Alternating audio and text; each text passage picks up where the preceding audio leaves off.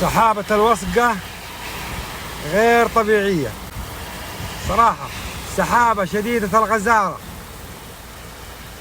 وحتى طريق الساحل تحول إلى سيل. من شمال الوصقة طريق الساحل تحول إلى سيل، وعلى المسافرين أخذ الحيطة والحذر من هذه المنطقة.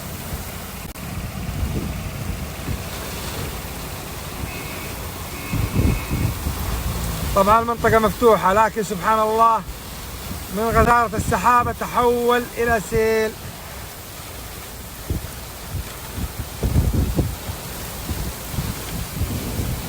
سحابة غزيرة جدا جدا. الوصقة جنوب الليث طريق الساحل يتعرض لأمطار غزيرة فوق الغزيرة.